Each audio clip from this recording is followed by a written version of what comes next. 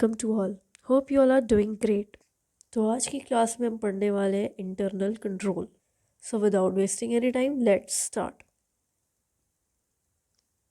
As per SA 315 identifying and assessing the risk of material misstatement through understanding the entity and its environment. अब SA 315 क्या क्या cover करता है? ROMM, understanding of entity and its environment. तो अभी तक हम रोमम पढ़ के आ चुके हैं, हमने अंडरस्टैंडिंग ऑफ एंटिटी ले ली है। पर जब हम understanding of entity and its environment बोलते हैं ना, then it also includes internal control. So now let us study about internal control. The internal control may be defined as the process designed, implemented and maintained by those charged with governance, that is TCWG, those charged with governance, management and other personals, to provide reasonable assurance about the achievement of entities' objective with regard to reliability of financial reporting, effectiveness and efficiency of operation, safeguarding of assets, and compliance with applicable laws and regulations. मतलब internal control is defined as वो process जो design, implement और maintain किया जाता है TCWG और management के द्वारा, ताकि वो प्रोवाइड कर पाए रिजनेबल अश्योरेंस। जैसे कि ऑडिटर का काम है ना, टू ऑब्टेन रिजनेबल अश्योरेंस, तो वो ऑब्टेन कैसे करेगा? जब मैनेजमेंट प्रोवाइड करेगी तब। तो इंटरनल कंट्रोल उस प्रोसेस को बोलते हैं जो एक मैनेजमेंट TCWG डिज़ाइन, इम्प्लीमेंट और मेंटेन करती है, ताकि वो ऑडिटर को रिजनेबल अश्योरेंस प्रोवाइड कर पाए रिगार्डिंग द एंटिटीज़ ऑब्जेक्टिव्स। और वो कैसे होगा? विद रिगार्ड टू, क्या इन्फॉर्मेशन वो प्रोवाइड करेगी जिससे रिजनेबल अश्योरेंस मिलेगा about achievement of entities objective. पहला, रिलायबिलिटी ऑफ फाइनेंशियल रिपोर्टिंग। जो फाइनेंशियल रिपोर्टिंग की है वो बहुत सही है, एक्यूरेट है, रिलायबल है। Second, effectiveness and efficiency of operations. जो ऑपरेशन कंडक्ट किए जा रहे हैं वो एकदम टाइमली बेसिस पे हो रहे हैं और बहुत ही सही तरीके से हो रहे हैं। Safeguarding of assets. जो भी एसेट है वो सेफ़ है, एक अच्छी सिक्योरिटी है, कुछ मैनिपुलेशन नहीं हो रहा। और जो भी लॉज और रेगुलेशंस हमारे ऊपर एप्लीकेबल हैं, हम उससे कंप्लाई करते हुए अपनी काम को कर रहे हैं। आई होप इंटरनल कंट्रोल का डेफिनेशन आपको बहुत अच्छी तरीके से क्लियर हो गया है। इंटरनल कंट्रोल कौन डिज़ाइन, इम्प्लीमेंट और मेंटेन करता है? TCWG, मैनेजर्स और अदर पर्सनल्स। जो टर्म कंट्रोल है, it refers to any aspect of one or more components of the internal control. अब इंटरनल कंट्रोल के बहुत एस्पेक्ट होंगे ना, इस तरीके से कंट्रोल लगाओ, इस तरीके से लगाओ, इस तरीके से लगाओ, इस तरीके से लगाओ। तो ये इंडिविजुअली या एक दो मिलके और नोन एज कंट्रोल्स। तो जैसा कि हमने डेफिनेशन में पढ़ा, उससे हमारा इंटरनल कंट्रोल का पर्पस बहुत ही क्लियर हो जाता है कि इंटरनल कंट्रोल इसलिए डिज़ाइन, इम्प्लीमेंट और मेंटेन किए जाते हैं ताकि वो एड्रेस कर पाए कोई भी बिजनेस रिस्क जो अफेक्ट कर सकता है हमारे एंटिटी के ऑब्जेक्टिव के अचीवमेंट को, जो कि रिलेटेड होगा, कंसर्न होगा हमारे फाइनेंशियल रिपोर्टिंग की रिलायबिलिटी से, effectiveness and efficiency of our operations से, हमारी लॉज एंड रेगुलेशन के साथ कंप्लायंस से, सेफ गार्डिंग ऑफ एसेट्स से। इंटरनल कंट्रोल किस तरीके से डिज़ाइन, इम्प्लीमेंट और मेंटेन हो रहा है, ये हर एंटिटी के लिए अलग होगा depending on it's size and complexity. Benefits क्या है इंटरनल कंट्रोल की अंडरस्टैंडिंग लेने के? क्यों तुम अंडरस्टैंडिंग लेते हो? पहला, ताकि आप आइडेंटिफाई कर पाओ पोटेंशियल मिस स्टेटमेंट्स, कहाँ पे गलती हो रही है और कौन सी गलती पे ध्यान देना ज़रूरी है। Identifying factors that affect the risk of material miss statement. अब रोमा में आपको पता है कि आपके एसेट की चोरी हो रही है, तो इसके पीछे रीज़न क्या है, फैक्टर क्या है? तो आप इंटरनल कंट्रोल में किस चीज़ पे ध्यान देते हो? Safeguarding of assets. आपने सही से सेफ गार्ड नहीं कर रखा है, आपने कोई सिक्योरिटी नहीं रखी है, आपने कोई प्रॉपर अथॉराइजेशन नहीं रखा है। तो जब आप इंटरनल कंट्रोल की अंडरस्टैंडिंग लेते हो, पहले आप आइडेंटिफाई कर पाते हो types of potential misstatement, then factors समझ पाते हो जिसकी वजह से रोमम हो रहा है, और फिर जब आपको फैक्टर समझ आ गया रोमम होने के पीछे, then you design NTE of FAP. अब अगर इसकी कुछ बेनिफिट्स हैं तो लिमिटेशंस भी है। सबसे पहला लिमिटेशन और सबसे ऑब्वियस जो कि याद ही है सबको, internal control can provide only reasonable assurance. क्यों? Due to inherent limitations of internal control. अब आपको ये रिजनेबल अश्योरेंस प्रोवाइड करता है, इसीलिए तो आपकी ऑब्जेक्टिव भी यही है कि आप रिजनेबल अश्योरेंस प्रोवाइड करो। अब आपको जहाँ ऑडिट करने जाना है वहाँ पे कुछ ऐसा है ही नहीं कि आप एक एब्सोल्यूट अश्योरेंस ले पाओ, तो आप कैसे लोगे? इसलिए लिमिटेशन ऑफ इंटरनल कंट्रोल में सबसे पहला लिमिटेशन कि ये सिर्फ रिजनेबल अश्योरेंस ही प्रोवाइड कर सकता है। अब हमने इंटरनल कंट्रोल के डेफिनेशन में क्या पढ़ा था कि ये वो प्रोसेस है जो डिज़ाइन, इम्प्लीमेंट और मेंटेन किया जाता है TCWG और मैनेजमेंट के द्वारा, दैट इज़ ह्यूमंस के द्वारा। तो हो सकता है ना इसमें जो डिसीजन मेकिंग की गई है, जो इंटरनल कंट्रोल बनाया गया है, उसमें ह्यूमन एरर की वजह से कोई गलती हो, कोई प्रॉब्लम हो, वो फॉल्टी हो सकता है। तो ये एक लिमिटेशन होती है इंटरनल कंट्रोल की कि उसमें ह्यूमन जजमेंट इन्वॉल्व होता है जिसमें गलती होने के चांसेस होते हैं। अगेन ये भी एक तरह का ह्यूमन एरर ही कह सकते हो, lack of understanding the purpose. आपने जिस पर्पस को एड्रेस करने के लिए इंटरनल कंट्रोल बनाया, हो सकता है कि आप वो पर्पस सही से समझ ही ना पाए, जिसकी वजह से आप फेल हो गए to take appropriate action. So again this is one of the limitation. Collusion among people. अब जैसे कि इंटरनल कंट्रोल को डिज़ाइन, इम्प्लीमेंट और मेंटेन करने वाले ही मैनेजमेंट और TCWG होती है। अगर उन्हीं के बीच में ना जम रही हो, मैनेजमेंट की कंपनी के साथ ना जम रही हो, तो मैनेजमेंट फ्रॉड कर सकती है। मैनेजमेंट चाहे तो वो साइड एग्रीमेंट्स में एंटर हो सकती है विद कस्टमर्स, जिसमें वो चेंज कर दे, एल्टर कर दे terms and conditions of entity's standard sales contract, जिसकी वजह से इम्प्रॉपर रेवेन्यू रिकॉग्निशन होगा। जो सॉफ्टवेयर में चेक्स लगाए हुए हैं, मतलब जो सिक्योरिटी लगाई हुई है, उसे एडिट कर सकते हैं। तो अगर कॉल्यूजन अमॉन्ग पीपल चल रहा है तो उसका इफेक्ट इंटरनल कंट्रोल में पड़ सकता है। सो अगेन ये एक लिमिटेशन हुई इंटरनल कंट्रोल की। अब जैसे हमने ऊपर पढ़ा human error, human judgement involve. Human judgement में ऐसा है, मान लो मैनेजमेंट तो बहुत अच्छा इंटरनल कंट्रोल बनाया, पर एम्प्लॉय ने गलत समझ लिया, एम्प्लॉय ने गलत तरीके से इम्प्लीमेंट कर दिया। वहीं हो सकता है कि जजमेंट बाय मैनेजमेंट, मैनेजमेंट ने ही गलत समझ लिया, मैनेजमेंट ने ही गलत इंटरनल कंट्रोल बना दिया, या उन्होंने सही तो बनाया बट वो सब अज्यूम करके अजम्पशन के बेसिस पे बना रहे हैं। तो ज़रूरी तो नहीं है ना कि वो अजम्पशन के ही हिसाब से चले आपका जो भी एनवायरनमेंट है। So again, this is also a limitation. Limitations in case of small entities. आपने देखा होगा मोस्ट ऑफ द जो स्मॉल एंटिटीज़ होती है, लाइक सोल प्रोप्राइटर बिजनेसेस देख लो, वहाँ पे जो ओनर होता है, जो मैनेजर होता है, उसको कोई फ़र्क नहीं पड़ता कंट्रोल से, वो अपने हिसाब से कंट्रोल्स चलाता है, अपने हिसाब से रूल्स रेगुलेशन बनाता रहता है, चेंज करता रहता है। जो स्मॉल एंटिटीज़ होती है वहाँ पे इंटरनल कंट्रोल लेस स्ट्रक्चर्ड होता है, कोई प्रॉपर स्ट्रक्चर नहीं होता कि इस तरीके से फॉलो होगा ही होगा। तो अगेन ये इंटरनल कंट्रोल की एक लिमिटेशन है, पर ये लिमिटेशन सिर्फ in case of small entities ही है। सो लेट्स रिवाइज क्या क्या लिमिटेशन है इंटरनल कंट्रोल की। सबसे पहला तो रिजनेबल अश्योरेंस प्रोवाइड करता है, एब्सोल्यूट नहीं। दूसरा, उसमें ह्यूमन जजमेंट इन्वॉल्व रहता है, जिसकी वजह से ह्यूमन एरर होने की चांसेस होती है। लैक ऑफ अंडरस्टैंडिंग है, जैसे कि अभी हमने पढ़ा, छोटी एंटिटीज़ में लेस स्ट्रक्चर्ड होता है, बड़ी एंटिटीज़ में तो और बहुत अच्छे से स्ट्रक्चर्ड होता है, क्या पता किसी को पर्पस ही ना समझ आ रहा हो।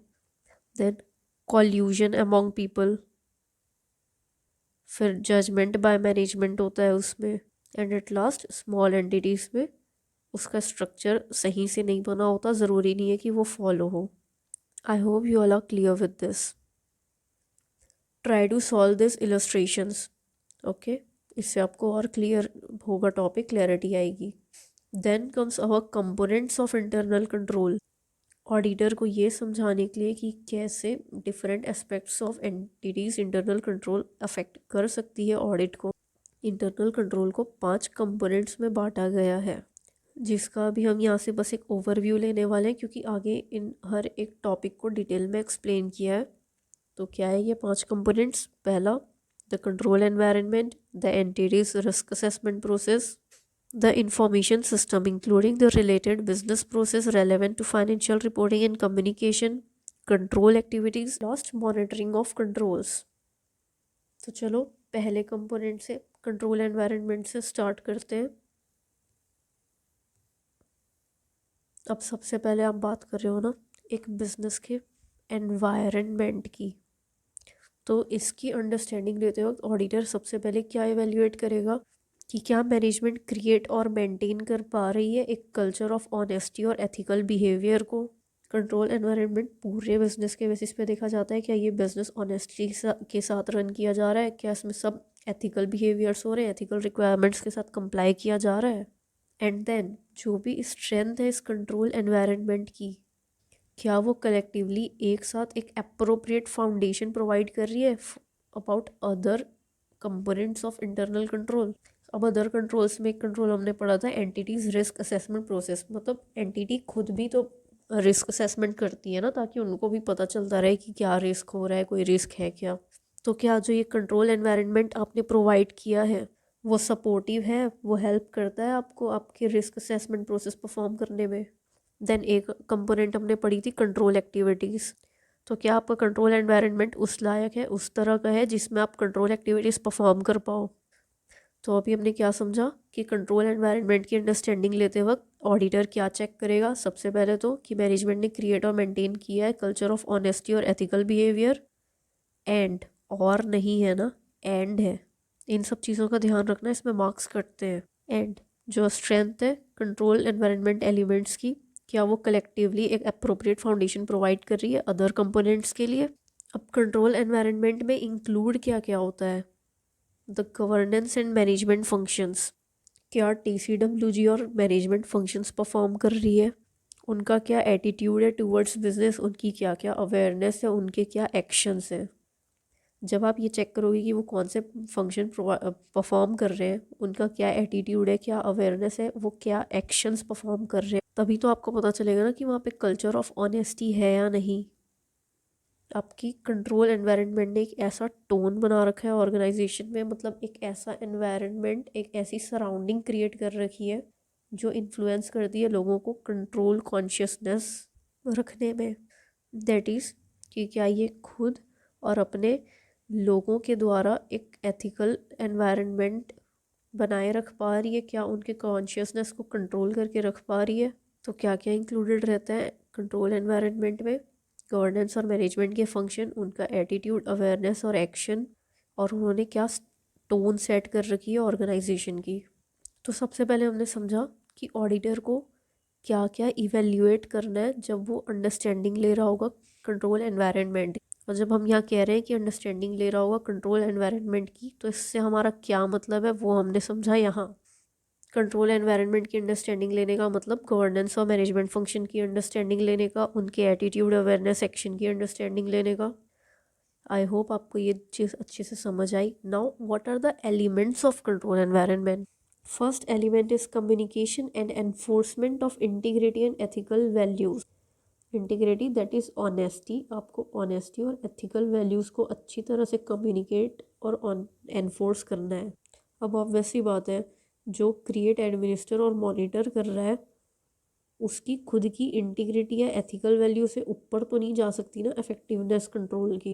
मतलब फॉर एग्जांपल आप कहीं के मैनेजमेंट में हो, आप कहीं के मैनेजर हो, आप ही खुद उस फॉर्म के साथ सिर्फ 50 से 60% ही ऑनेस्ट हो, तो क्या आप लोगों को 100% ऑनेस्ट होने के लिए एनकरेज कर सकते हो? नहीं।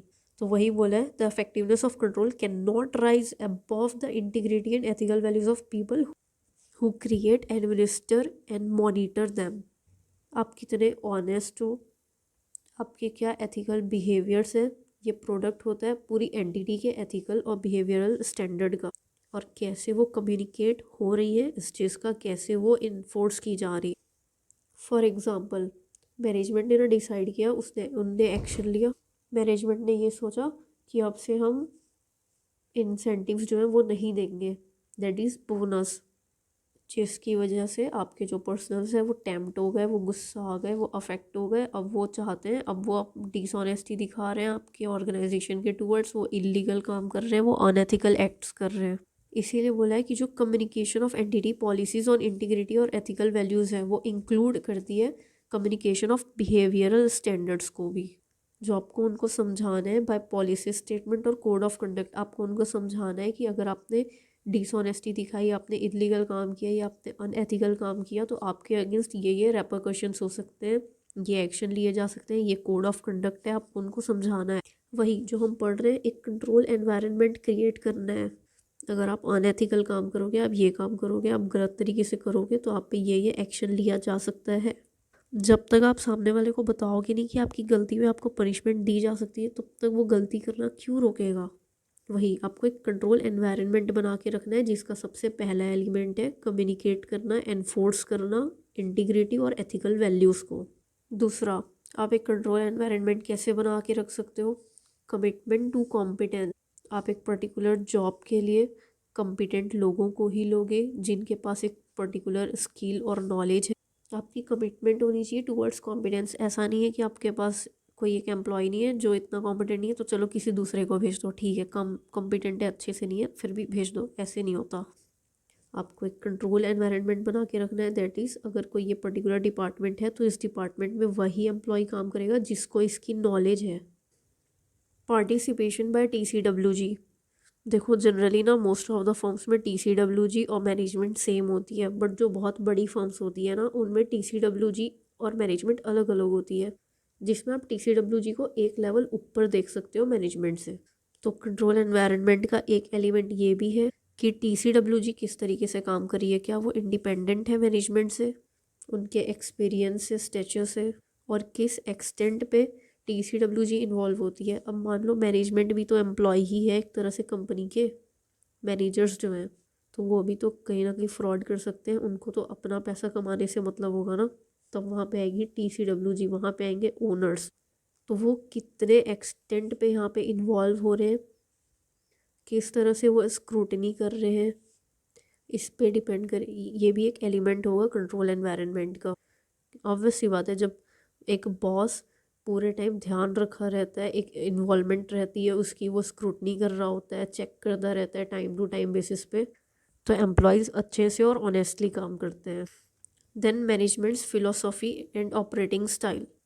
कैसे मैनेजमेंट ऑपरेट कर रही है, क्या फिलोसॉफी मैनेजमेंट की है, ये भी हमारे कंट्रोल एनवायरनमेंट का एक एलिमेंट है। दैट इज़ क्या अप्रोच है मैनेजमेंट की टूवर्ड्स रिस्क मैनेजमेंट या इंफॉर्मेशन प्रोसेसिंग, अकाउंटिंग फंक्शंस, क्या अकाउंटिंग पॉलिसीज मैनेजमेंट सिलेक्ट कर रही है, क्या अप्रोच है उनका इन डेवलपिंग अकाउंटिंग एस्टिमेट। ये सब भी तो बताता है ना कि आप अपने एनवायरनमेंट को अच्छे से कंट्रोल करके रख रहे हो। अब आपने अच्छी अकाउंटिंग पॉलिसी लगाई ही नहीं है, आपने प्रॉपर ऑथराइजेशन ही नहीं किया है किसी चीज़ का, क्या वहाँ पे कंट्रोल है? नहीं है। इसीलिए मैनेजमेंट की फिलोसॉफी और उनका operating style is also an element of control environment. Organisational structure वो फ्रेमवर्क होता है जहाँ पे जो एंटिटी को एक्टिविटीज़ परफॉर्म करनी रहती है टू अचीव इट्स ऑब्जेक्टिव, वो प्लान, एग्जीक्यूट और कंट्रोल और रिव्यू होती है। इसलिए अगर आपने एक अच्छा रेलेवेंट ऑर्गेनाइजेशनल स्ट्रक्चर बना रखा है तो आप अच्छी तरीके से कुछ की एरियाज़ को कंसिडर कर पाओगे, like authority, responsibility and appropriate lines of reporting. ये डिपेंड करती है कम्प्लीटली एक एंटिटी के साइज़ पे, उसके नेचर पे। हर एक एंटिटी की और ऑर्गेनाइजेशनल स्ट्रक्चर अलग होगी। Then comes our assignment of authority and responsibility. अब किस तरीके से आप काम को ऑथराइज कर रहे हो, किसे आप अथॉरिटी दे रहे हो, किसे आप रिस्पॉन्सिबल रख रहे हो किसी काम के, इस ये भी आपका एक एलिमेंट होता है कंट्रोल एनवायरनमेंट। एनवायरनमेंट में आप कंट्रोल तभी बना के रख पाओगे ना जब आप प्रॉपर अथॉरिटी दे सको। अगर इस एक डिपार्टमेंट से कोई इन्फॉर्मेशन चाहिए तो आपको एक पर्टिकुलर पर्सन की परमिशन चाहिए होगी, वहीं इस डिपार्टमेंट से चाहिए तो आपको किसी दूसरे पर्सन की परमिशन चाहिए। ऐसे ही कोई भी कभी भी जाके कहीं से भी इंफॉर्मेशन नहीं ले सकता।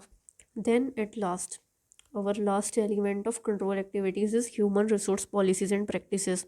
आप कैसे रिक्रूट कर रहे हो अपने एम्प्लॉयज़ को, कैसे ओरिएंट कर रहे हो, ट्रेनिंग क्या दे रहे हो, इवेल्युएशन कैसे कर रहे हो उनकी, counselling, promotion, compensation, remedial actions, क्या स्टैंडर्ड्स फॉलो किए जा रहे हैं for recruiting the most qualified individuals, क्या ट्रेनिंग पॉलिसीज़ है जो अच्छी तरीके से एक एम्प्लॉय को उसके प्रोस्पेक्टिव रोल और रिस्पॉन्सिबिलिटी समझाए, क्या ट्रेनिंग दी जा रही है, क्या सेमिनार्स लिए जा रहे हैं, प्रमोशंस किस तरह से दिए जा रहे हैं, पीरियोडिक परफॉर्मेंस अप्रेजल हो रहा है।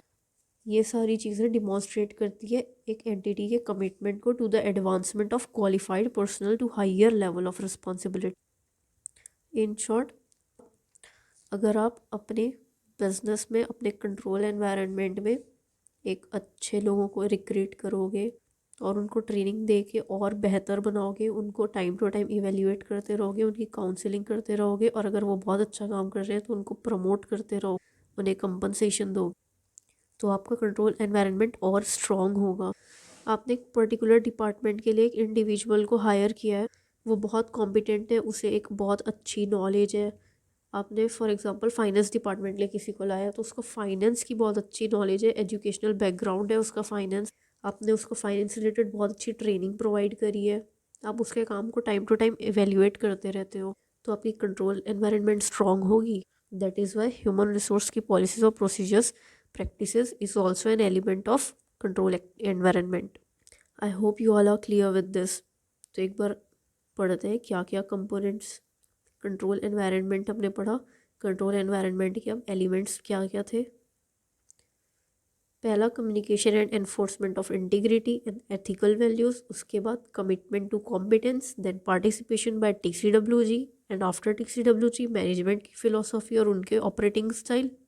देन वो ऑर्गेनाइजेशनल स्ट्रक्चर जिसमें एंटिटी परफॉर्म कर रही है. Assignment of authority and responsibility. And at last human resource policies and procedures practices. Existence of a satisfactory control environment, not an absolute deterrent to fraud. लो भाई ये तो मजाक हो गया. हमने सबसे पहले लिमिटेशंस में क्या पढ़ा कि कंट्रोल एनवायरनमेंट का सबसे बड़ा लिमिटेशन है कि वो रिजनेबल अश्योरेंस प्रोवाइड करता है, ना कि एब्सोल्यूट. अब उसी को उठा के यहाँ पे एक टॉपिक बना दिया कि चाहे आपका एक पास कोई सेटिस्फैक्टरी कंट्रोल एनवायरनमेंट ही क्यों ना हो, फिर भी आपको एब्सोल्यूट लेवल पे आप फ्रॉड को रिड्यूस नहीं कर पाओगे, ख़त्म नहीं कर पाओगे. तो यहाँ वही लिखा है कि सेटिस्फैक्टरी कंट्रोल एनवायरनमेंट का एग्जिस्टेंस ऑडिटर को हेल्प करता है टू असेस रोमम. ये हेल्प करता है to reduce the risk of fraud, पर not to an absolute deterrent of fraud. एक एब्सोल्यूट लेवल पे नहीं. Conversely deficiencies in control environment may undermine the effectiveness of control. Obvious सी बात है, आपका कंट्रोल एनवायरनमेंट ही वीक है तो कंट्रोल तो वीक होगा ही. फॉर एग्जांपल, आपके पास ठीक से रिसोर्सेज नहीं है. आपके पास रिसोर्सेज है, आपने ठीक से उन रिसोर्सेज को कमिट नहीं किया, लगाया नहीं है फॉर IT सिक्योरिटी. तो आपने एंटीवायरस नहीं लगाया तो वायरस तो आएगा ही ना सिस्टम. आपने पासवर्ड नहीं लगाया, पासवर्ड प्रोटेक्शन नहीं है, सिक्योरिटी नहीं है, कोई भी आके इम्प्रॉपर चेंजेस करके चला जाएगा आपके सॉफ्टवेयर में, प्रोग्राम में, आपके डेटा को एडिट कर देगा. अनऑथराइज्ड ट्रांजैक्शंस हो सकते हैं. अब ये जो कंट्रोल एनवायरनमेंट होता है ये खुद में ही प्रिवेंट, डिटेक्ट या करेक्ट नहीं करता है एक मटेरियल में स्टेटमेंट को. ये इन्फ्लुएंस करता है ऑडिटर के इवेल्युएशन को ऑफ इफेक्टिवनेस ऑफ कंट्रोल्स. जो हमने ऊपर एक टॉपिक पढ़ा था, आपको अगर याद होगा कि ये चैप्टर 2 में पढ़ा था ऑडिट प्लानिंग के टाइम पे, कि ऑडिट प्लानिंग करते वक्त ऑडिटर ये भी देखेगा कि क्या इंटरनल कंट्रोल इफेक्टिव है, उस पर रिलाई किया जा सकता है. तो इंटरनल कंट्रोल इफेक्टिव है या नहीं, इसका इवेल्युएशन करने में कंट्रोल एनवायरनमेंट हेल्प करता है. And thereby auditor assess कर पाता है रोमम को. I hope you all are clear with this. तो अभी हमने फर्स्ट कंपोनेंट पूरा कर लिया है, that is control environment. Now we are going towards second component, that is the entity's risk assessment process. यहाँ पे क्या कह रहा है, एंटिटीज रैप, मतलब जो रैप एंटिटी परफॉर्म करती है वो. इसके रिगार्डिंग ऑडिटर क्या करेगा, ऑडिटर इस चीज़ की अंडरस्टैंडिंग लेगा कि वेदर एंटिटी ने ये सब प्रोसेसेस किए हैं या नहीं. क्या एंटिटी ने कोशिश की है आइडेंटिफाई करने की बिजनेस रिस्क को relevant to FR objectives. If yes, क्या उन्होंने एस्टिमेट किया है उसका क्या सिग्निफिकेंस होगा, किस लेवल पे जाके ये रिस्क आपको अफेक्ट कर सकती है. क्या असेस किया है कि कितना लाइकलीहुड है उनका अकरेंस होने का, कितने चांस है, क्या प्रोबेबिलिटी है कि ये रिस्क अकर हो. अब जब ये सब पता कर लिया तो क्या उसके अगेंस्ट एक अच्छा एक्शन लिया गया उस रिस्क को एड्रेस करते हुए. जब एंटिटी रैप परफॉर्म करती है ना तो उनको एक बेसिस मिल जाता है अपने रिस्क को मैनेज करने का. और अगर ये प्रोसेस अप्रोप्रिएट हो, अच्छी तरह से किया जाए, तो ये ऑडिटर की भी हेल्प करता है इन आइडेंटिफाइंग रोमम. रिस्क बहुत सारे फैक्टर्स की वजह से अराइज हो सकते हैं, जिसमें से कुछ फैक्टर्स है लाइक न्यू टेक्नोलॉजी. मार्केट में न्यू टेक्नोलॉजी आ गई, आप पुरानी यूज़ कर रहे हो तो रिस्क है. न्यू बिजनेस मॉडल्स आ गए, प्रोडक्ट्स आ गए, एक्टिविटीज़ आ गई. अब नया प्रोडक्ट आने से बिजनेस रिस्क में सबसे बढ़िया एग्जांपल आप ले सकते हो नोकिया. स्मार्टफोन्स आ गए, नोकिया वही फ़ोन बना रहा था नॉर्मल सा. तो आई होप आपको समझ में आ गया है जो यहाँ न्यू टेक्नोलॉजी, न्यू प्रोडक्ट्स बोल रहा है उसकी वजह से किस तरह से बिजनेस रिस्क अराइज हो सकता है. अब एंटिटी रैप अच्छे से परफॉर्म कर रही है या नहीं, ये एट लास्ट तो मैटर ऑफ जजमेंट ही है. मतलब इसके लिए कोई प्रोसेस थोड़ी है जो आप प्रोसेस करके देखोगे, ये तो आपका जजमेंट है ना. आप बता रहे हो हाँ मुझे लग रहा है ये 4 चीज़ें ये कर रही है, मतलब ये अच्छे से रैप परफॉर्म कर रही है. And here we are done with our second component also, the entities wrap. Our next component is the information system, including the related business processes relevant to financial reporting and communication. Auditor को understanding लेनी होगी एक entity की, company के information system की, उसके related business processes की जो रेलेवेंट होगी उसकी फाइनेंशियल रिपोर्टिंग और कम्युनिकेशन के लिए। अब इस इंफॉर्मेशन सिस्टम बिजनेस प्रोसेस की जानकारी लेने के लिए ऑडिटर कौन से एरियाज़ को देखेगा? वो क्लासेस ऑफ ट्रांजैक्शन जो बहुत सिग्निफिकेंटली अकर हो रहे हैं फाइनेंशियल स्टेटमेंट में। अब बस सी बात है, आपको क्लासेस ऑफ ट्रांजैक्शन देख के किसी एंटिटी की बिजनेस प्रोसेस पता चल जाएगी। कोई कंपनी बहुत ज़्यादा परचेज सेल्स कर रही है, आपको पता चल जाएगा कि ये ट्रेडिंग में मैन्युफैक्चरर से सामान खरीद के होलसेलर रिटेलर को बेचती है। किस तरीके से वो सब ट्रांजैक्शन इनिशिएट होती है, रिकॉर्ड होती है, प्रोसेस्ड, करेक्ट, नेसेसरी हो जैसा करना।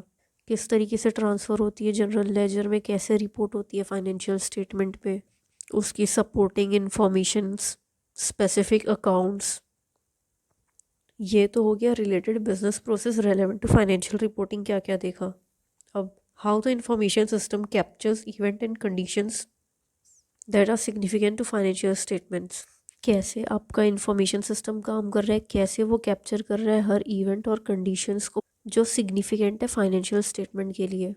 कौन सी फाइनेंशियल रिपोर्टिंग प्रोसेस यूज़ की जा रही है फाइनेंशियल स्टेटमेंट को प्रिपेयर करने के लिए। कौन से कंट्रोल्स लिए जा रहे हैं जर्नल एंट्रीज़ के लिए।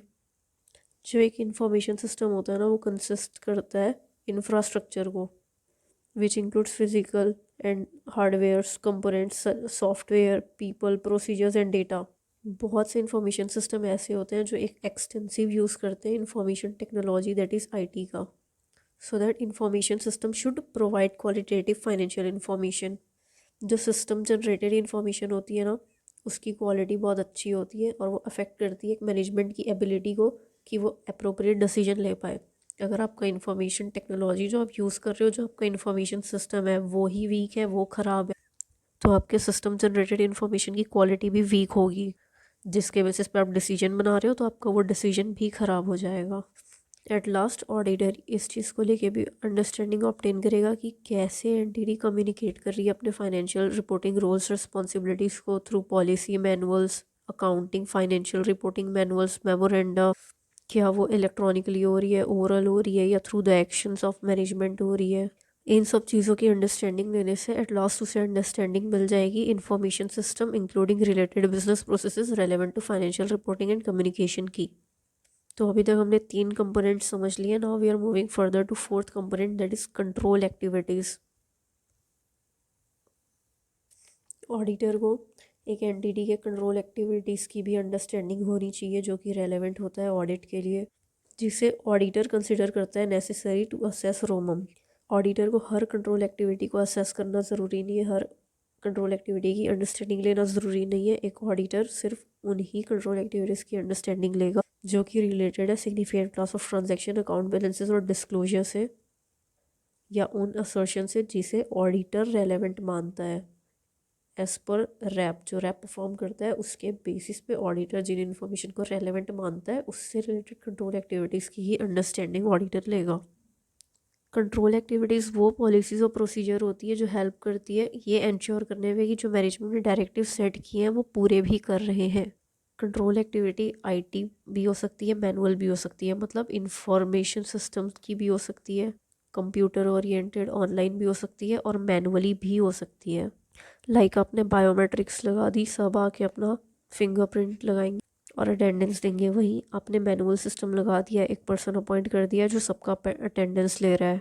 तो कंट्रोल एक्टिविटी आईटी भी हो सकती है, मैनुअल भी हो सकती है, जो कि ऑर्गेनाइजेशनल फंक्शनल हर लेवल पे होगी। अब ये तो हमने control activity as a whole पढ़ा। अब control activity relevant to audit generally include करती है वो पॉलिसीज एंड प्रोसीजर्स जो रिलेटेड होती है परफॉर्मेंस रिव्यू से। Review of actual performance with budgets, जो हमने पहले सोचा था, जो हमने बजट बनाए थे और जो एक्चुअली परफॉर्म हुआ उसका रिव्यू। इंफॉर्मेशन प्रोसेसिंग का रिव्यू कि अर्थमेटिकल एक्यूरेसी चेक करो, क्या सही से सब चीज़ सम करके सही तरीके से शो की गई है। फिजिकल कंट्रोल्स को रिव्यू करते वक्त कंट्रोल एक्टिविटीज़ रेलेवेंट होती है, लाइक आप चेक करो क्या अच्छी तरीके से सिक्योर करके रखा गया है एसेट्स को। सेफ सेग्रीगेशन ऑफ ड्यूटीज़ के टाइम पे रिव्यू हेल्प करता है, कंट्रोल एक्टिविटीज़ रेलेवेंट होता है। तो ऑडिट के टाइम पे कंट्रोल एक्टिविटीज़ कब कब रेलेवेंट होती है? जब परफॉर्मेंस रिव्यू करना हो, जब हमें इंफॉर्मेशन प्रोसेसिंग करनी हो, फिजिकल कंट्रोल्स चेक करने हो, सेग्रीगेशन ऑफ ड्यूटीज चेक करनी हो. And here we are even done with the topic control activities.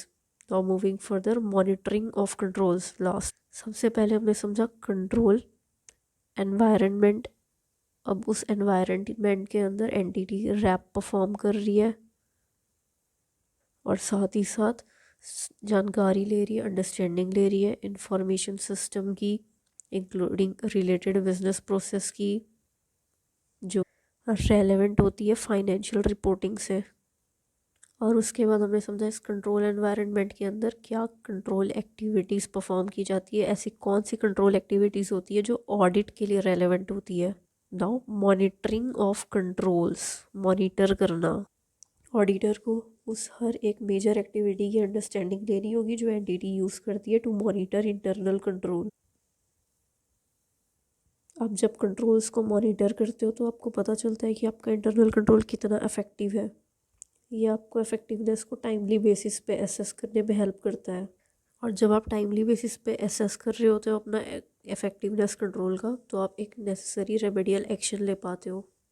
अगर आपको टाइम पे पता चल जाए कि हाँ यहाँ पे ये लूप होल है, यहाँ पे ये गलती हो रही है, तो आप एक अच्छा एक्शन ले पाओगे और उसे सुधार पाओगे. फिर जब आप टाइम टू टाइम मॉनिटर करते रहो, रिव्यू करते रहो, तो आपको ये भी पता चलता है कि कंट्रोल्स उस तरीके से काम कर रहे हैं या नहीं जैसा हमने सोचा था, जैसी हमारी इंटेंशन थी. अब आप कंट्रोल को मॉनिटर कैसे करोगे? जो एक्टिविटीज़ परफॉर्म हो रही है आप उसे देखोगे अच्छे से परफॉर्म हो रही है या नहीं, और साथ में कुछ अलग से इवैल्यूएशन करोगे. जैसे आप कस्टमर के कंप्लेंट्स पढ़ोगे. अगर कोई कस्टमर कुछ कंप्लेंट कर रहा है, कोई रेगुलेटर कमेंट है जो इंडिकेट कर रही है कि आगे जाके आपको प्रॉब्लम हो सकती है या आपको ज़रूरत है इम्प्रूवमेंट करने की, या आप दोनों चीज़ का कॉम्बिनेशन से मॉनिटर कर सकते हो. तो एट लास्ट मॉनिटरिंग करने से हमें पता चलता है कि क्या क्या लूप होल्स हैं, हमसे क्या मिस्टेक्स हो रही है, फिर हम उसे सुधार पाते हैं, जिसके बाद हम एक प्रॉपर ऑब्जेक्टिव अचीव कर पाते हैं.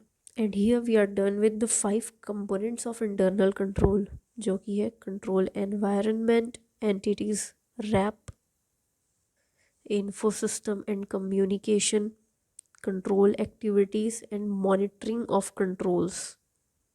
इन सब की अंडरस्टैंडिंग लेने से एक ऑडिटर को मिलती है इंटरनल कंट्रोल की understanding. Now try to solve this, test your understandings. Are all controls relevant to the audit? Entity की ऑब्जेक्टिव और उसके कंट्रोल के बीच में डायरेक्ट रिलेशनशिप होता है. जितना वीक कंट्रोल होगा उतना ही गलत डायरेक्शन में एंटिटी जाएगी और ऑब्जेक्टिव अचीव नहीं कर पाएगी. वहीं कंट्रोल जितना अच्छा होगा उतनी ही जल्दी एंटिटी अपनी ऑब्जेक्टिव अचीव कर पाएगी. हाउएवर हर एक ऑब्जेक्टिव और कंट्रोल रेलेवेंट नहीं होता ऑडिट के लिए. कुछ फैक्टर्स होते हैं जो बताते हैं ऑडिटर को जजमेंट देने में हेल्प करते हैं कि कौन सा कंट्रोल रेलेवेंट होगा. तो उन मैटर्स को पढ़ लेते हैं. Materiality, significance of related risk, कितनी चांसेस है रिस्क क्या कर होने के. एंटिटी का साइज, उसका बिजनेस का नेचर, उसकी डाइवर्सिटी, कॉम्प्लेक्सिटी, कितनी कॉम्प्लेक्स है एंटिटी, उसके ऑपरेशंस कितने कॉम्प्लेक्स है.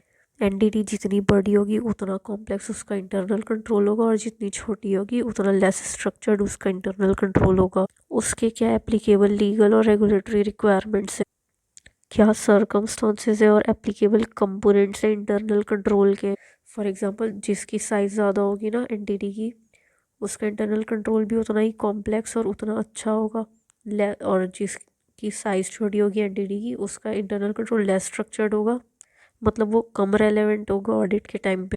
वहीं किसी के ऊपर कुछ लीगल और रेगुलेटरी रिक्वायरमेंट्स है किसी कंपनी के ऊपर कि आपको तो कंट्रोल बहुत अच्छे से एक्सरसाइज करना ही करना है, तो वहाँ पे इंटरनल कंट्रोल बहुत रेलेवेंट होगा. Then nature and complexity of the systems that are part of entity's internal control. जितना अच्छा सिस्टम एंटिटी यूज़ कर रही है फॉर इंटरनल कंट्रोल, उतनी अफेक्टिव उनकी इंटरनल कंट्रोल होगी, उतना रेलेवेंट होगा. जितना ख़राब डिवाइस को यूज़ करेंगी, ख़राब सिस्टम यूज़ करेंगी, उतना इररेलेवेंट उनका कंट्रोल होगा. क्या कोई ऐसा स्पेसिफिक कंट्रोल है, और अगर है तो कैसे वो इंडिविजुअली या कॉम्बिनेशन में किसी दूसरे कंट्रोल के साथ प्रिवेंट, डिटेक्ट या करेक्ट कर पाता है किसी मटेरियल में स्टेटमेंट को.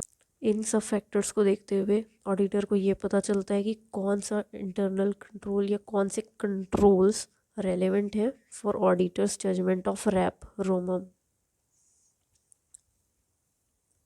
And our next topic is controls over the completeness and accuracy of information. कितना कंप्लीट इन्फॉर्मेशन है और कितना एक्यूरेट इन्फॉर्मेशन है.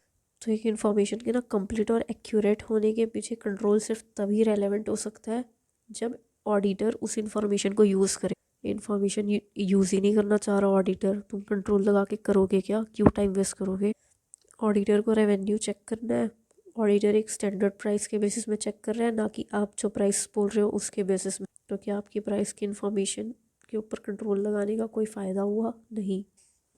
ये कंट्रोल्स तब रेलेवेंट होंगे जब एंटिटी रिलेट करे डेटा को ऑडिटर से वाइल अप्लाइंग ऑडिट प्रोसीजर्स. मतलब एंटिटी ऑडिटर को ये मना पाए कि वो इस डेटा को यूज़ करे अपने ऑडिट प्रोसीजर्स को परफॉर्म करते वक्त. अगर ऑडिटर आपकी इन्फॉर्मेशन यूज़ नहीं कर रहा है तो उस पर आप जो भी कंट्रोल लगा रहे हो वो रेलेवेंट ही नहीं होगा. Internal control over safeguarding of asset. Asset को सेफ गार्ड कैसे करोगे? अनऑथराइज्ड एक्सेस को रोक दोगे, अनऑथराइज्ड यूज़ या अनऑथराइज्ड डिस्पोजिशन. कभी भी जिसका मन कर रहा है वो आके आपका एसेट बेच के जा रहा है, जिसको जो मन आ रहा है वो आपका एसेट वैसे यूज़ करके जा रहा है. ऐसे हो सकता है क्या? नहीं. तो वही internal controls over safeguarding of asset against unauthorised acquisition, use और डिस्पोजिशन. अब किस तरीके से इंटरनल कंट्रोल रख सकता है सेफ गार्ड करने को एसेट को? आप एक्सेस कंट्रोल लगा रहे हो, कोई भी कहीं से भी आके एक्सेस नहीं कर पा रहा है. जैसे कि आप पासवर्ड लगा दिया आपने अपने सिस्टम में, तो कोई भी आके आपके डेटा को ओपन करके नहीं देख सकता, ना उसे एडिट कर सकता. लिमिटेड एक्सेस कर दिया, जैसे कि अगर आपने कोई क्लास परचेज की हो कहीं से तो आपको वहाँ आईडी पासवर्ड डालना पड़ता है, हर कोई आपकी क्लास वहाँ पे देख नहीं सकता. आपने कंट्रोल लगाया है to prevent excessive use of material. अब मैं देख ही नहीं रही हूँ, इस एक कार्टून से ना 10 सामान बनाने हैं. आप इंटरनल कंट्रोल ही नहीं लगा रहे हो, आप कोई कंट्रोल नहीं लगा रहे हो. एम्प्लॉय इस कार्टून से सिर्फ 5 सामान ले जा रहा है और बचे 5 सामान की इंग्रेडिएंट अपने साथ उठा के ले जा रहा है. या इस 5 आइटम को लगाने में ये इसने पूरे कार्टून भर के सामान ख़त्म कर दिए. तो आप कंट्रोल लगा रहे हो to prevent excessive use of materials in production. पर ये जनरली रेलेवेंट नहीं होता है फाइनेंशियल स्टेटमेंट की ऑडिट के लिए. इसका फाइनेंशियल स्टेटमेंट से कोई लेना देना है क्या? नहीं. ये आप अपने ऑपरेशन में कंट्रोल लगा रहे हो. और हमने जैसा कि पढ़ा है, हमारी ऑडिट का मेन क्या ऑब्जेक्टिव होता है? ऑडिट का डेफिनेशन ही यही है, an audit is an independent examination of financial information, not your operational information. तो वही इसी लाइन पे हमारा नेक्स्ट टॉपिक है controls relating to objectives that are not relevant to audit. वैसे ऑब्जेक्टिव्स पे कंट्रोल लगाना जो कि रेलेवेंट नहीं है ऑडिट के लिए. तो इसमें ना ये फर्स्ट पैरा में बस यही बोला है कि ज़रूरी नहीं है कि हर चीज़ ऑब्जेक्टिव में कंट्रोल लगाया गया है वो रेलेवेंट हो अपनी ऑडिट के लिए. इसीलिए कुछ सर्कमस्टांसेस ऐसे हैं जहाँ पे स्टैट्यूट और regulation governing the entity auditor को ये बोलता है आपको रिपोर्ट करना पड़ेगा किसी certain specific aspect of internal control पे. मतलब आपके हिसाब से as per the auditor audit के लिए कोई 5 कंट्रोल्स ऐसे हैं जो कि रेलेवेंट है जिसका उसको चेक करना है. पर वहीं अब स्टैट्यूट रेगुलेटरी गवर्निंग बॉडी जो है वो आती है और वो बोलती है कि ये कुछ सर्टेन स्पेसिफिक एस्पेक्ट्स है. यहाँ पे 4 ऐसे और कंट्रोल है जिसको आपको चेक करना पड़ेगा, जिसके रिगार्डिंग आपको रिपोर्ट इशू करनी होगी. इस वजह से ऑडिटर का रिव्यू ऑफ इंटरनल कंट्रोल एक ब्रॉडर और मोर डिटेल्ड कॉन्सेप्ट बन जाता है. मतलब चाहे ये आपके ऑडिट लिए रेलेवेंट हो या ना हो, लेकिन अगर आपको रेगुलेशन और स्टैट्यूट के द्वारा बोला जा रहा है तो आपको इन्हें भी कंसिडर करना होगा. Our next topic is nature and extent of the understanding of relevant control. Evaluating the design of a control involves considering whether the control individually or in combination with other controls is capable of effectively preventing, detecting, correcting material misstatements. Implementation of a control means that the control exists and that the entity is using it. There is little point in assessing the implementation of control that is not effective, and so the design of a control is considered first. यहाँ पे क्या बोला है कि control के design को evaluate करने के लिए ऑडिटर ये कंसिडर करता है, ये चेक करता है कि क्या कंट्रोल इंडिविजुअली या कम्बिनेशन में इफ़ेक्टिवली प्रिवेंट, डिटेक्ट और करेक्ट कर पा रहा है मटेरियल में स्टेटमेंट को. अगर कर पा रहा है तो हाँ, बहुत अच्छे तरीके से डिज़ाइन किया है. अब आपने एक बार डिज़ाइन कर लिया, अब आप इम्प्लीमेंट करोगे. इम्प्लीमेंट करने का मतलब कंट्रोल एग्जिस्ट करता है और उसे एंटिटी यूज़ करती है. आपने एक बहुत अच्छा कंट्रोल डिज़ाइन तो कर लिया पर आप उसको इम्प्लीमेंट ही नहीं कर रहे हो, कुछ काम आएगा क्या? नहीं। इसलिए हम सबसे पहले डिज़ाइन ऑफ कंट्रोल चेक करते हैं। अगर डिज़ाइन अच्छा है तो हम इम्प्लीमेंटेशन देखेंगे। अब डिज़ाइन ही ख़राब है, कंट्रोल ही ख़राब है, आप इम्प्लीमेंट चाहे सही तरीके से करो, कुछ काम आएगा क्या? आपने डिज़ाइन ही गलत कर रखा है। तो अगर कोई भी ऐसा कंट्रोल है ना जो कि अच्छी तरीके से डिज़ाइन नहीं किया गया है तो उसका एक बहुत बड़ा सिग्निफिकेंट इफ़ेक्ट होगा। उसकी वजह से डेफिशिएंसी होगी इंटरनल कंट्रोल में। मतलब ये आपका इंटरनल कंट्रोल है, इसके अंदर इतने सारे कंट्रोल्स हैं, अगर इसमें से एक भी कंट्रोल अच्छी तरीके से डिज़ाइन नहीं होगा तो उसकी वजह से आपका पूरा इंटरनल कंट्रोल ही ख़राब हो जाएगा। Risk assessment procedure to obtain audit evidence about the design and implementation of relevant controls में इंक्लूड। अब यहाँ पे बोल रहा है जब आपको डिज़ाइन और इम्प्लीमेंटेशन ऑफ रेलेवेंट कंट्रोल के बारे में ऑडिट एविडेंस चाहिए, उसके लिए आपको जो रैप परफॉर्म करना है ना, वो रैप इंक्लूड करेगा कुछ प्रोसीजर। वो क्या है ये पढ़ते हैं। हमने पहले भी पढ़ा है, रैप में हम क्या करते हैं? Inquiry, observation, inspection. तो यहाँ वही करेंगे, but when it's about internal control तो हम क्या इंक्वायरी करेंगे? एंटिटी पर्सनल से इंक्वायर करेंगे। अब मैनेजमेंट से पूछोगे कि आपने क्या क्या कंट्रोल बना रखा है, फिर आप एम्प्लॉय से जाके पूछोगे क्या जो मैनेजमेंट बोल रही है वो कंट्रोल सच में है, वो उसको इम्प्लीमेंट कर रहे हैं। फिर आपको एम्प्लॉयज़ ने भी हाँ हाँ बोल दिया, मैनेजर्स ने भी सब इन्फॉर्मेशन दे दी। अब आप ऑब्जर्व करोगे कि क्या सच में ये सब एप्लीकेशन जो है, कंट्रोल्स जो हैं वो अच्छी तरीके से अप्लाई किए जा रहे हैं कि बस बोल रहे हैं। अब आपको मैनेजर्स ने जानकारी दे दी, आपको आप ऑब्जर्व करके देख के लग रहा है कि हाँ कंट्रोल्स एक्सरसाइज हो रहे हैं। अब आप चेक करोगे डॉक्यूमेंट्स और रिपोर्ट, अगर आपको यहाँ कोई गड़बड़ मिले, कोई फ्रॉड मिले तो आपको समझ आ जाएगा कि नहीं यहाँ का इंटरनल कंट्रोल अच्छा नहीं है। और अगर वहाँ पे कोई भी इंफॉर्मेशन सिस्टम है रेलेवेंट टू फाइनेंशियल रिपोर्टिंग तो आप उससे भी ट्रांजैक्शंस चेक करेंगे, क्या इंफॉर्मेशन सिस्टम में अच्छी सिक्योरिटी है। अगर है मतलब अच्छे से कंट्रोल एक्सरसाइज किया जा रहा है। तो while gaining audit evidence regarding design and implementation of relevant controls हम कुछ रैप परफॉर्म करते हैं। वो रैप इंक्लूड करती है ये 4 procedures. Inquiry alone however is not sufficient for such purposes. आप सोचोगे कि हम खाली इंक्वायरी कर लें और बस काम हो गया, तो ये नहीं होता। Obtaining an understanding of an entity's control is not sufficient to test their operating effectiveness unless there is some automation that provides for the consistent operation of the control.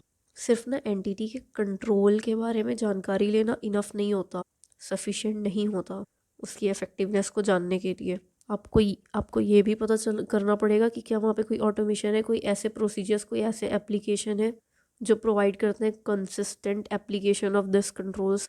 आपने देखा एक बार कंट्रोल डिज़ाइन बहुत अच्छा हो गया और उसके बाद एक बार इम्प्लीमेंट भी अच्छे से हो गया, पर ये कंसिस्टेंटली इम्प्लीमेंट नहीं हो रहा है। एक बार किया हो गया बस ख़त्म, ऐसे नहीं करते। तो वही बोला है कि सिर्फ एंटिटी के कंट्रोल की जानकारी लेना सफिशिएंट नहीं होता, हमें ये भी चेक करना होता है कि क्या वो कंसिस्टेंटली अप्लाई हो रहे हैं।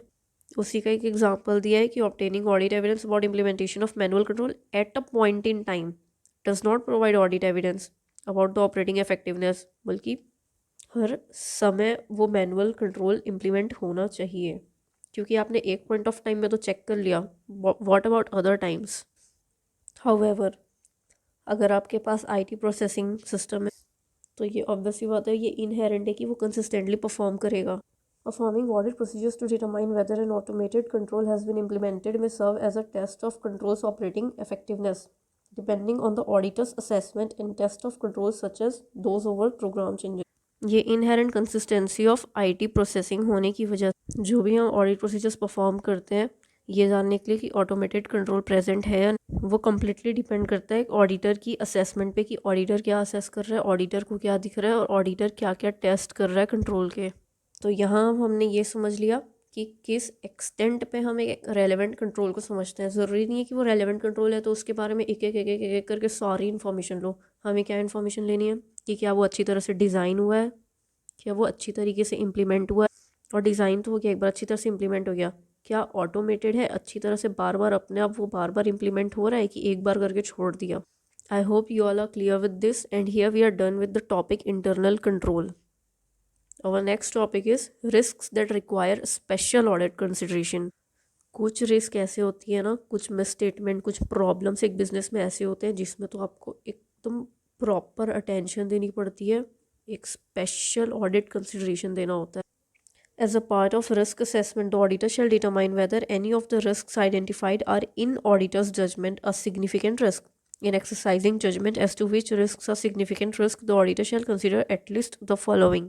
तो ये कह रहा है जब हम रैप परफॉर्म करते हैं, जब हम रिस्क असेसमेंट कर रहे होते हैं, तो ऑडिटर को ये भी आइडेंटिफाई करना होगा, ये भी डिटरमाइन करना होगा कि क्या कोई ऐसा रिस्क है जो उसके जजमेंट में उसे लग रहा है कि सिग्निफिकेंट है। सिग्निफिकेंट मतलब जो बहुत इम्पॉर्टेंट है, जो पूरी तरह से फाइनेंशियल स्टेटमेंट को अफेक्ट कर सकता है।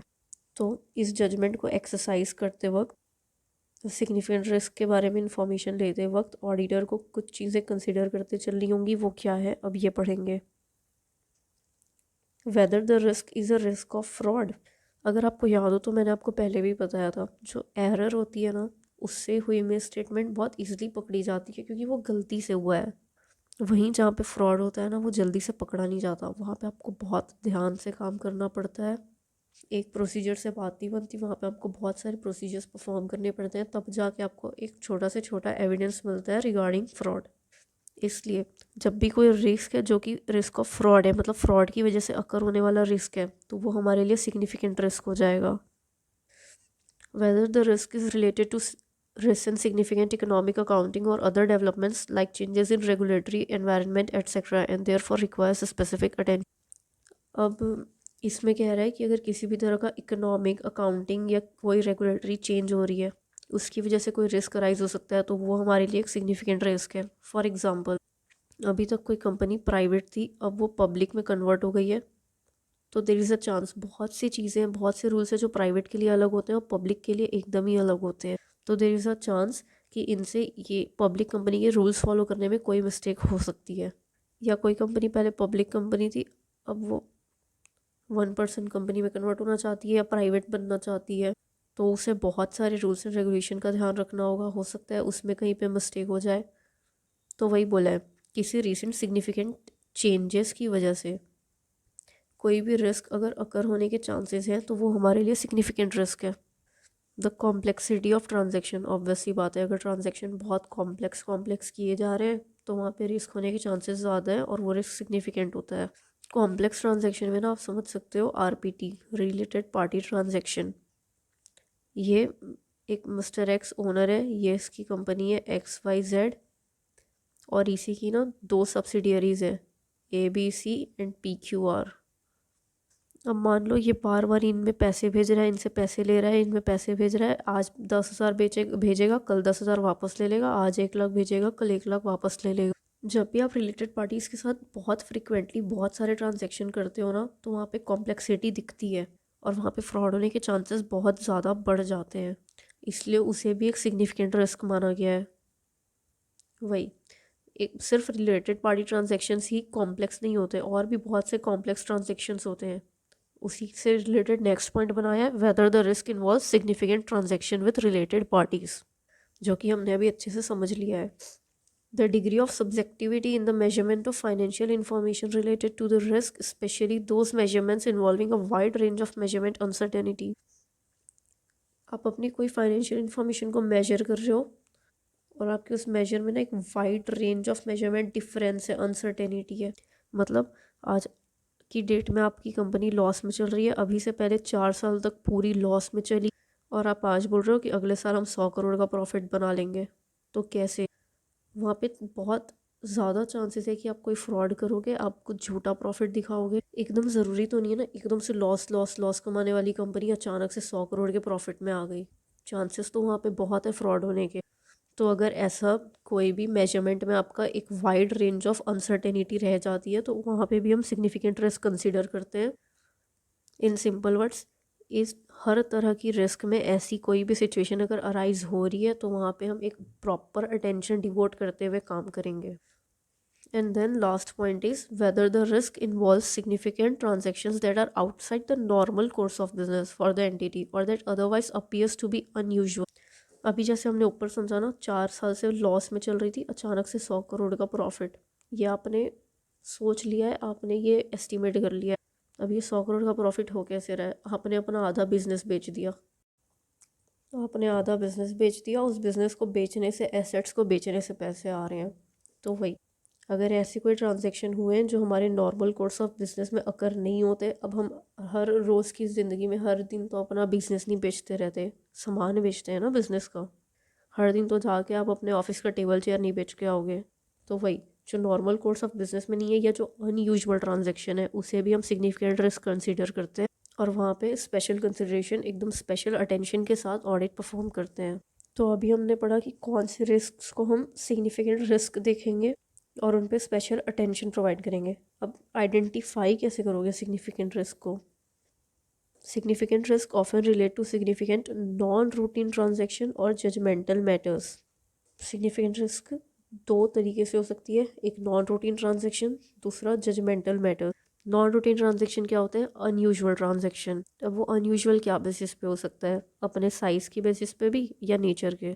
फॉर एग्जांपल आपका काम है शैम्पू बेचना। अभी तक आप कोई पर्टिकुलर सेलर है, मतलब होल सेलर है, जिसको आप ज़्यादा से ज़्यादा 10 कार्टून ही भेजते थे। वो पिछले 4-5 साल से 10 कार्टून से ऊपर एक बार में एक ऑर्डर में मंगाता ही नहीं है। अचानक से एक दिन आपने दिखाया, हमने उसको 100 कार्टून बेच दिए। ये एक अनयूजुअल ट्रांजैक्शन हुआ। हर दिन ये हो रहा है, अचानक से एक दिन आपने ये कर दिया। ये साइज़ की वजह से कुछ अनयूजुअल हुआ। तो वही नेचर की वजह से अनयूजुअल इज़ लाइक आपका काम शैम्पू बेचना है, आप शैम्पू नहीं बेच रहे हो, आप अपना शैम्पू बनाने की मशीन बेच दे रहे हो। इन ट्रांजैक्शंस को कहते हैं non routine transactions. Judgemental matters वो होते हैं जब आप अपनी अकाउंटिंग पॉलिसी, अकाउंटिंग एस्टिमेट्स में डेवलपमेंट लाते हो जिसमें कोई मेजरमेंट अनसर्टेनिटी होगी।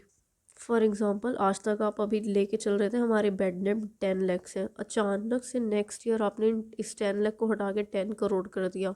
कितनी बड़ी अनसर्टेनिटी हो गई मेजरमेंट में आपकी। या 10 करोड़ भी ना सही, आपने 1 करोड़ भी कर दिया, तो एक बहुत बड़ा गैप है ना ये।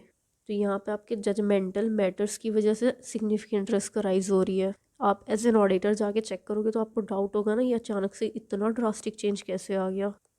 Significant risks are inherent risks with both a higher likelihood of occurrence and a higher magnitude of potential misstatement. तो जो अभी हमने समझा था कि सिग्निफिकेंट रिस्क वो रिस्क होती है जो बहुत इंपॉर्टेंट है, जो पूरी तरह से बिजनेस को अफेक्ट कर सकती है। तो क्यों कर सकती है? क्योंकि ये वो इनहेरेंट रिस्क है जिसके अक्कर होने के चांसेस बहुत ज़्यादा होते हैं, और अगर एक बार वो अकर हो गई तो वो आपके बिजनेस में बहुत बड़े लेवल पे, बहुत हाई मैग्नीट्यूड पे अफेक्ट करती है।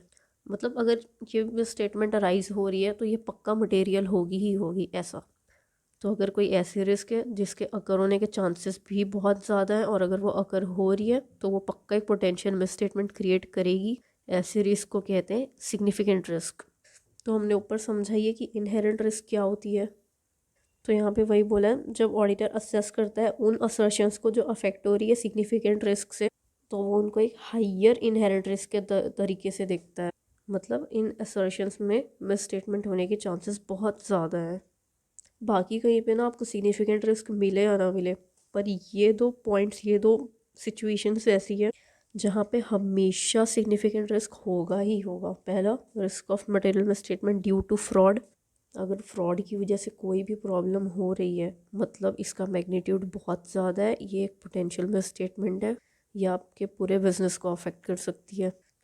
And second, significant transaction with related parties that are outside the normal course of business for the entity. जो आप अपने रिलेटेड पार्टीज के साथ ट्रांजेक्शन कर रहे हो, जैसे कि आपने 100 करोड़ प्रॉफिट तो दिखाया, आपने एक अनयूजुअल ट्रांजेक्शन भी किया, आपने अपने एसेट्स बेच के 100 करोड़ प्रॉफिट दिखाया, पर जो ये 100 करोड़ आप अर्न कर रहे हो ना, ये आप अपनी किसी रिलेटेड पार्टी से अर्न कर रहे हो। आपने अपनी सब्सिडियरी को एसेट बेचा, सब्सिडियरी से 100 करोड़ यहाँ मंगा लिए। अब आप सब्सिडियरी में दिखाओगे कि हमारे एसेट बढ़ गए, हमने इतने एसेट खरीद लिए, हमने अपनी कंपनी की वर्थ बढ़ा ली, ये कर लिया वो कर लिया, और वहीं दूसरी रिलेटेड पार्टी में आप दिखाओगे कि हमारी 100 करोड़ की इनकम हो गई। तो ऐसे रिलेटेड पार्टी ट्रांजेक्शन्स जो आउटसाइड होते हैं हमारे नॉर्मल कोर्स ऑफ बिजनेस से, वो भी सिग्निफिकेंट रिस्क राइज करते हैं। आई होप आपको समझ आ गया कि हम कैसे आइडेंटिफाई करते हैं कि कोई रिस्क सिग्निफिकेंट रिस्क है। पहला, उसका लाइक्लीहुड ऑफ अकरेंस बहुत ज़्यादा होता है। दूसरा, वो एक हाइयर मैग्नीट्यूड का होता है जो पूरी तरह से बिजनेस को अफेक्ट कर सकता है। रोमम, greater for significant non routine transaction. जो नॉन रूटीन ट्रांजेक्शन होते हैं, साल में कभी कभार होने वाले ट्रांजेक्शन होते हैं, उसमें रोमम होने के चांसेस बहुत ज़्यादा होते हैं। इसके पीछे अब रीज़न क्या है कि क्यों नॉन रूटीन ट्रांजैक्शन में रोमम होने के चांसेस बहुत ज़्यादा होते हैं। पहला, greater management intervention to specify the accounting trade. ऐसे ये हर रोज़ का काम नहीं है, तो इसके लिए कोई पर्टिकुलर कोड ऑफ कंडक्ट नहीं होगा। आपको कभी अचानक से अपनी एंटिटी की, अपने बिजनेस के एसेट्स बेचने हैं, तो आप मैनेजमेंट से पूछोगे, मैनेजमेंट बताएगी कितने रुपए में बेचना चाहिए, कैसे बेचना चाहिए, किसको बेचना चाहिए। ये कम्प्लीटली मैनेजमेंट के इंटरवेंशन पे डिपेंड करता है। मैनेजमेंट इंटरवीन करती है, मैनेजमेंट ही डिसाइड करती है। तो मैनेजमेंट अगर कुछ डिसाइड कर रही है तो वो तो अपना अच्छा सोच के करेगी ना। Greater manual intervention for data collection and process. जो भी आप इंफॉर्मेशन कलेक्ट कर रहे हो, उनको प्रोसेस कर रहे हो, वो मैनुअली हो रहा है, वो रिटन नहीं है, वो ऑटोमेटेड नहीं है, वो मैनुअली कोई पर्सन कर रहा है, तो ह्यूमन एरर के चांसेस हैं। कॉम्प्लेक्स कैलकुलेशंस होगी, अकाउंटिंग प्रिंसिपल्स कॉम्प्लेक्स होंगे। क्या नेचर है इस नॉन रूटीन ट्रांजेक्शन का जो अकर होती है, which make it difficult for the entity to implement effective controls over the risk. अब मान लो जो नॉन रूटीन ट्रांजेक्शन आप करने जा रहे हो वो कुछ ऐसे नेचर की है कि जहाँ पे आप एक इफेक्टिव कंट्रोल लगा ही नहीं पा रहे हो ताकि आप रिस्क को रिड्यूस कर पाओ। इन 4 रीजंस की वजह से कहा गया है कि रोमम के चांसेस बहुत ज़्यादा होते हैं इन case of non routine transactions, क्योंकि वहाँ पे मैनेजमेंट का इंटरवेंशन बहुत ज़्यादा होता है, मैनुअली वर्क परफॉर्म होता है। सिर्फ एक एसेट बेचने के लिए आप एक इंफॉर्मेशन सिस्टम नहीं ला के इंस्टॉल कर दोगे, एक आईटी सिस्टम इंस्टॉल नहीं करोगे। आप सोचो कि एक बार का तो काम है, कर लेते हैं ऐसा। उसमें बहुत कॉम्प्लेक्स ट्रांजेक्शन होती है, उसकी नेचर की वजह से वहाँ पे इफेक्टिव कंट्रोल इंप्लीमेंट करना जनरली पॉसिबल नहीं हो पाता है। And due to all this reasons non routine transaction में रोमम होने के चांसेस ज़्यादा होते हैं। तो हमने क्या पढ़ा था? सिग्निफिकेंट रिस्क एक तो नॉन रूटीन ट्रांजेक्शन की वजह से होती है, दूसरी जजमेंटल मैटर्स। तो अब ये समझो कि जजमेंटल मैटर्स में रोमम ज़्यादा क्यों होता है। Accounting principles for accounting estimates और revenue recognition may be subject to differing interpretation. अब 4 मैनेजर्स बैठे हैं, चारों अलग अलग इंटरप्रिटेशन दे, चारों की जजमेंट अलग चल रही है। कोई बोल रहा है कि लीफो यूज़ करो इन्वेंट्री वैल्यूएशन के लिए, तो कोई बोल रहा है फीफो यूज़ करो। अब एट लास्ट 4 लोगों ने लीफो बोल दी, 4 ने फीफो बोल दी। बहुत डिस्कशन के बाद वो आके रुके फीफो में। अब ज़रूरी नहीं है कि फीफो सही हो, या इन 4 ने तो फीफो बोला और फीफो अप्लाई कर दी, बट 4 ऐसे हैं जो लीफो ही चाहते हैं कि लीफो हो। तो जो इंटरप्रिटेशन में डिफरेंस होता है ना, इसकी वजह से रिस्क राइज होने के चांसेस होते हैं।